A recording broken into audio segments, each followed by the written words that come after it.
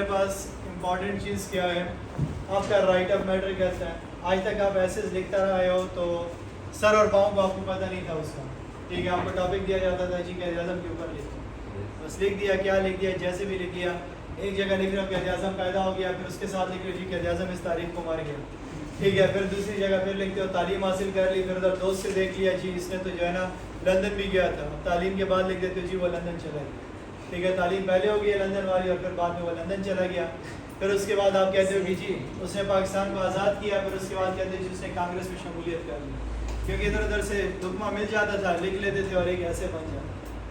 Pattern पता नहीं होता था कि किस पैटर्न में हमने ऐसे बेसिकली लिखना होता है, क्या होता है इसका तरीक़ाकार, क्या नहीं होता। यहाँ पे जो आपका ऐसे है वो डिस्क्रिप्टिव टाइप नहीं है कि आप नॉर्मली लिखते थे जी टीवी के बारे में लिखो तो हम उसकी डिस्क्रिप्शन देते थे, बस अभी जाना था इसको, ठीक है। सो वहाँ पे आप जनरल डिस्क्रिप्शन दे देते हैं कि टीवी कब बना, क्या होता है, क्या फ़ायदे हैं, किस तरीके से हम इसको यूज़ करते हैं, तो डिस्क्रिप्टिव टाइप होते थे। यहाँ पे हम डिस्क्रिप्टिव टाइप नहीं लिखते, हम आर्गुमेंटेटिव टाइप लिखते हैं।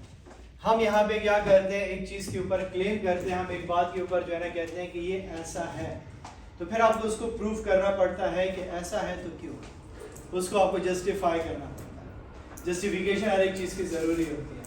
जब आप जस्टिफिकेशन दे रहे होते हो तो वहाँ पे हम कहते हैं कि जब आपने आर्गूमेंट पेश किया तो इसके बेस पे आपके पास एक नेगेटिव आर्गूमेंट भी आ सकते हैं, आपके अगेंस्ट भी आ सकते हैं। जैसे अदालत में आप जाते हो, जैसे मुकदमा लड़ रहे होते हो, सेम आप माइंड में रखोगे कि आप अदालत के अंदर बैठे हुए हो, आप वकील हो और आपने अपने इस केस को डिफेंड किया।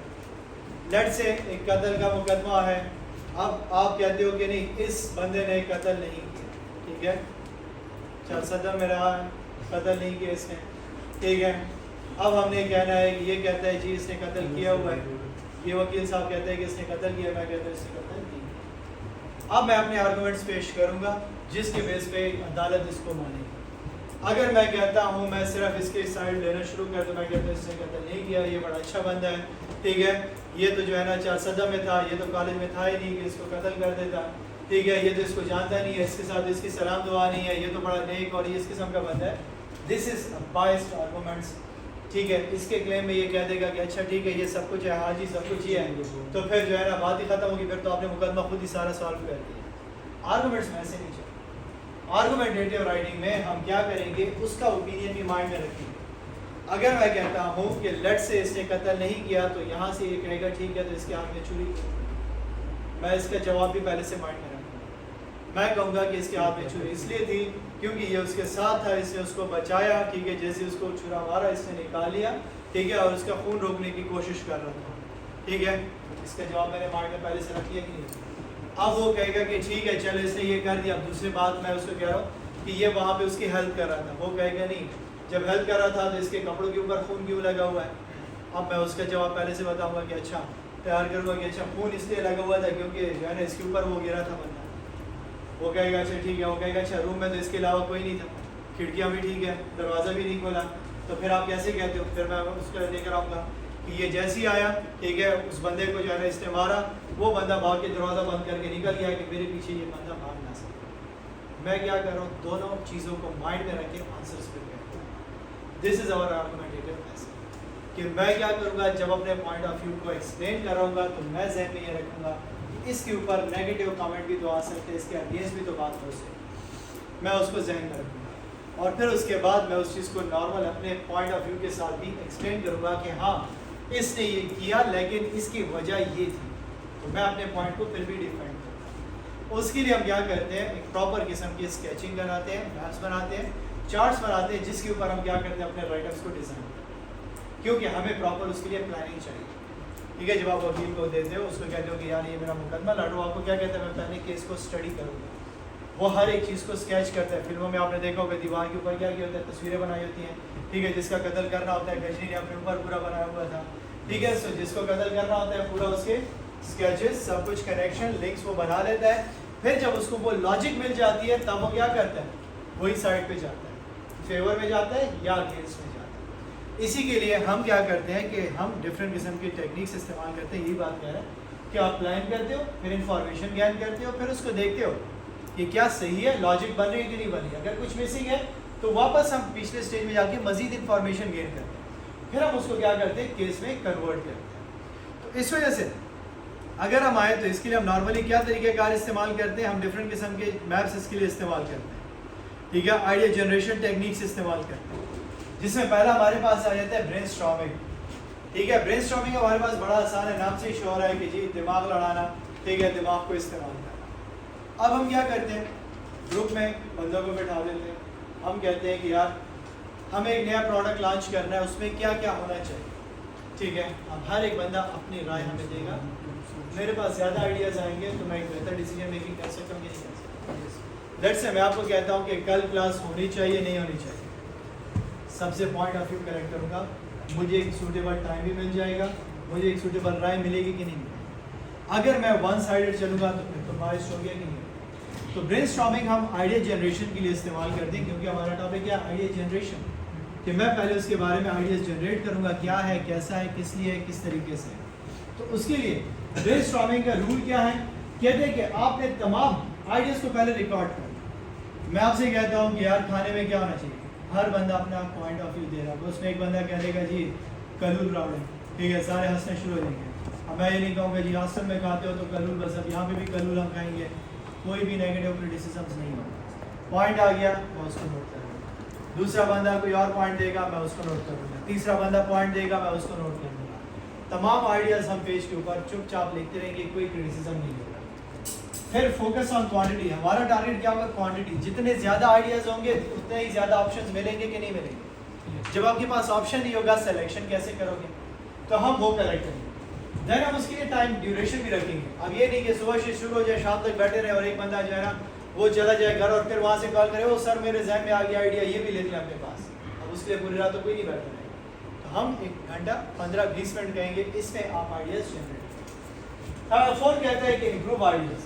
जब हमारे पास ये 3 चीज़ें हो गई, आइडियाज़ हमारे पास आ गए, अब हम उसको फिल्टर करना शुरू कर देंगे, which one is best, which one is not best. तो फिर हम उसको क्या करेंगे, श्रिंक करके अपने उसमें राइटअप में उसको यूज़ करेंगे। इसको हमने क्या करना है, पेपर में जब आपको टॉपिक मिलता है हम उसको समझने के लिए इसको इस्तेमाल करें। लेट्स से अब हमें टॉपिक मिल जाता है पेपर के अंदर एयर पोल्यूशन के ऊपर, ठीक है। एक टॉपिक है हमारे पास air pollution in Pakistan.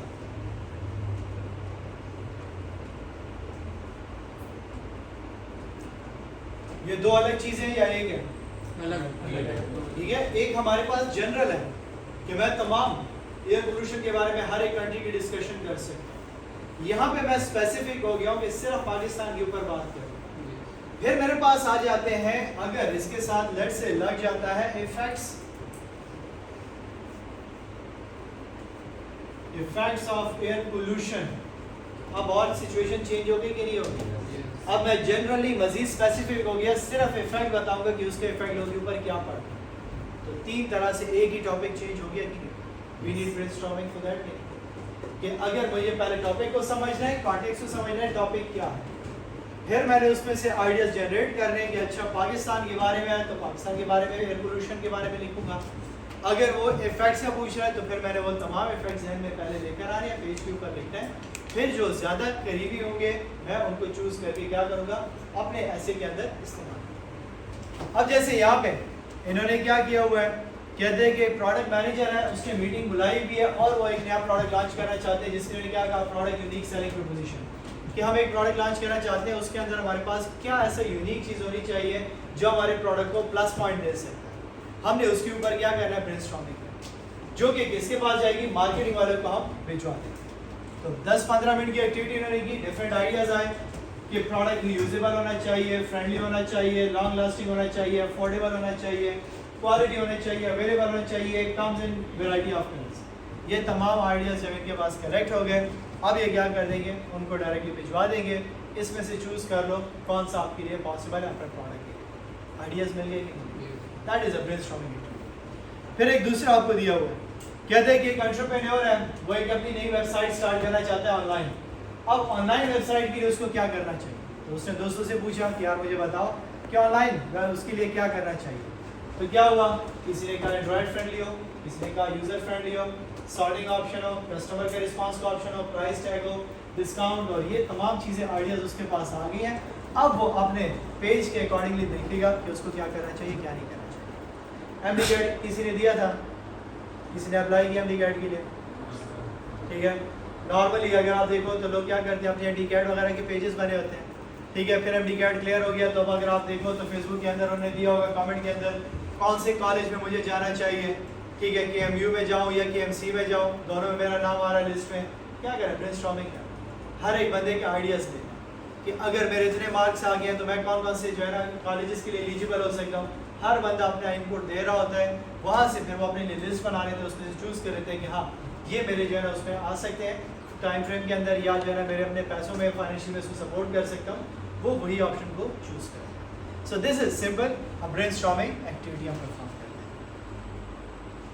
Second thing we have a mind map.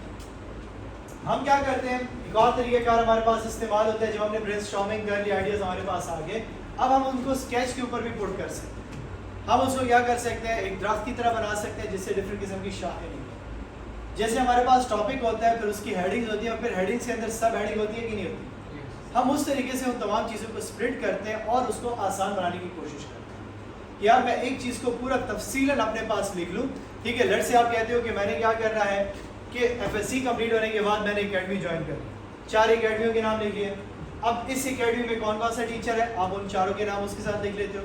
इस एकेडमी में कौन कौन सा टीचर है, इस एकेडमी में कौन कौन सा है, फिर आप उसमें से चूज़ करते हो कि कौन कौन से सब्जेक्ट के लिए कौन से टीचर मैंने कौन सी एकेडमी से चूज़ किया। उनके क्लास आवर्स को आप देखते हो कि मेरे पास जो है ना क्लैशेस तो नहीं आ रहे, तो फिर आप उसके अकॉर्डिंगली क्या करते हो, अपने लिए एक चार्ट सेट कर सकते हो कि नहीं कर सकते। सेम हम यहाँ पे माइंड मैपिंग जो है ना उसके अंदर इस्तेमाल करते हैं, ठीक है। जैसे कहता है कि यहाँ पे हमारे पास क्या होगा, इस किस्म की शक्ल होगी, सेंटर में हमारे पास मेन आइडिया होगा, इससे हमारे पास डिफरेंट किस्म के रेडियंट्स जाएंगे, रेजेस की तरह जाएंगे, जो कि हमारे पास मजीद हेडिंग्स के साथ कनेक्ट हो, जो हमें बताएंगे कि हम किस चीज़ के बारे में लिख रहे हैं। जैसे मैंने कहा कि मैं यहाँ पे लिख लेता हूँ कि जो है ना कोचिंग क्लासेस, अब यहाँ पे मैं MM अकेडमी लिख लेता हूँ, ठीक है। यहाँ पे मैं MCA लिख लेता हूँ, फिर कोई और कॉलेज लिख लेता हूँ, फिर और कॉलेज लिखता हूँ, फिर उनके साथ मजीद सब हेडिंग निकाल के मैं उनकी टीचर्स के नाम, फिर उनके साथ सब हेडिंग निकाल के मैं क्या करता हूँ, उनके क्लास आवर्स के टाइम लिख लेता हूँ। मैंने अपने लिए पूरा एक चार्ट बना लिया।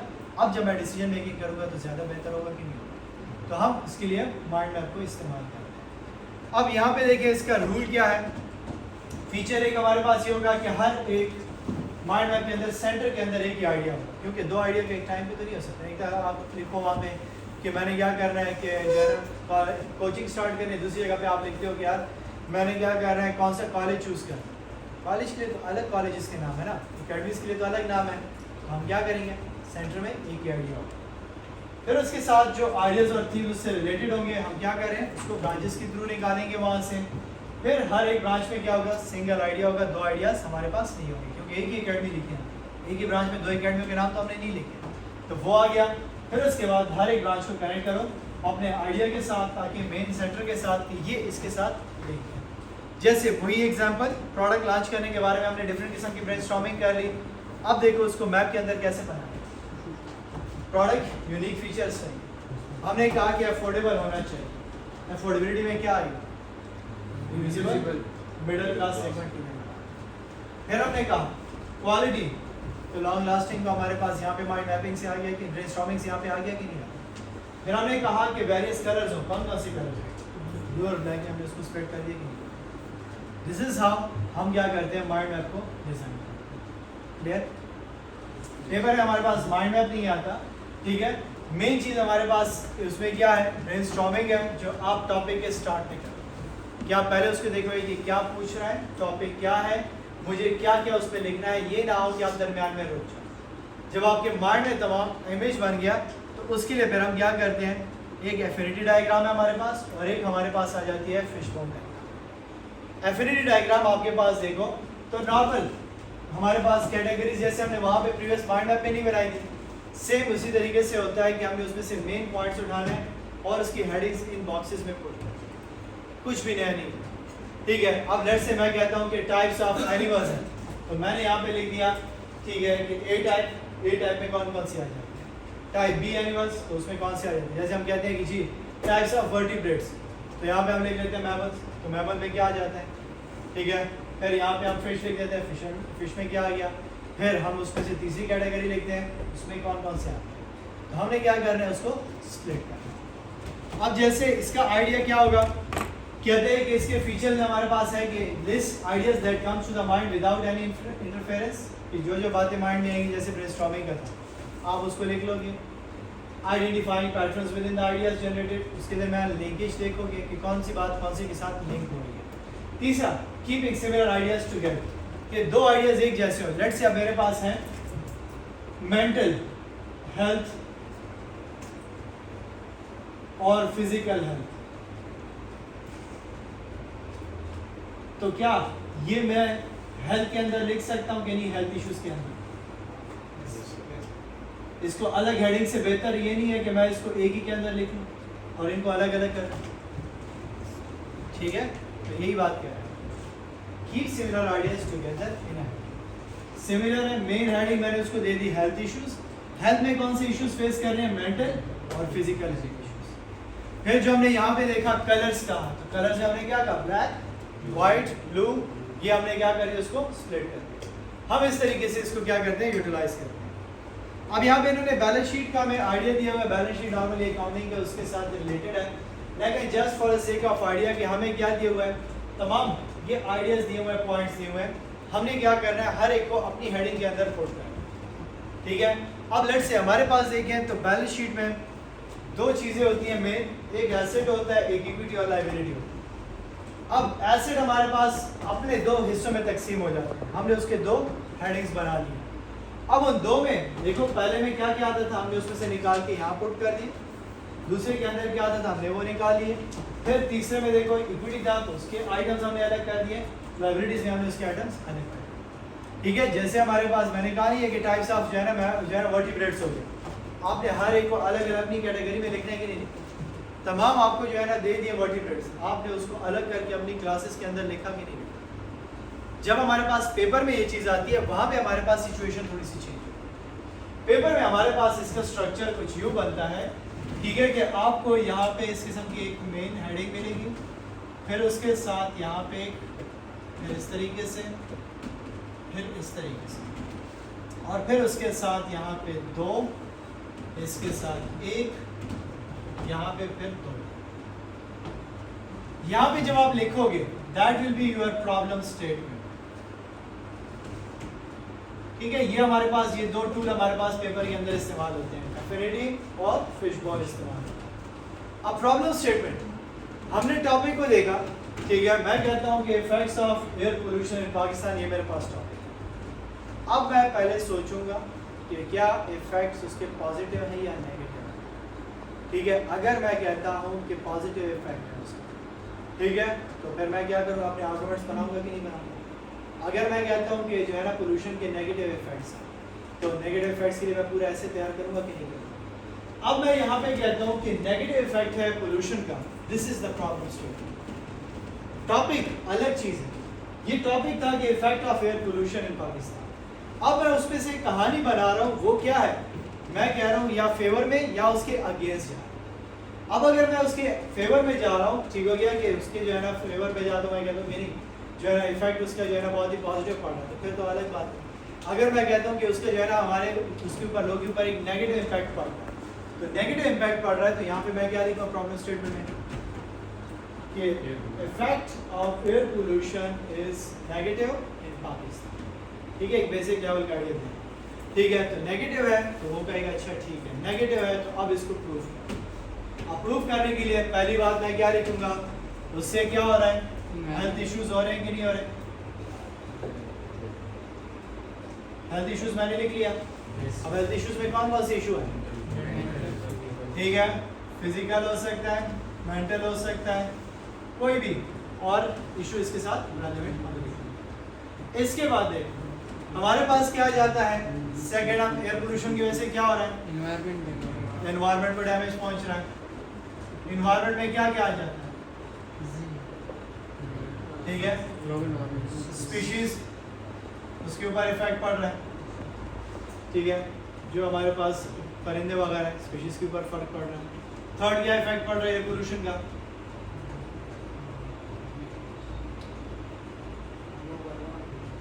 ग्लोबल वार्मिंग,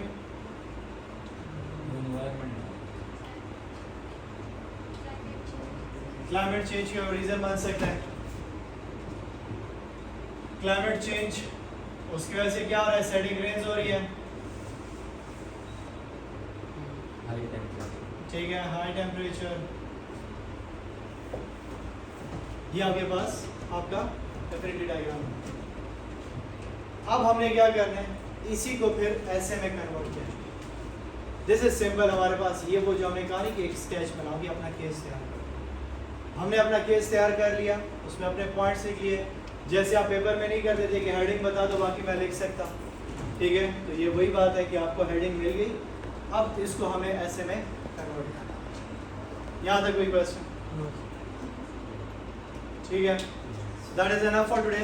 कल इंशाल्लाह फिशबोन डायग्राम के ऊपर डिस्कशन करेंगे, क्योंकि that was about cause and effect, वो थोड़ा सा चेंज हो जाता है।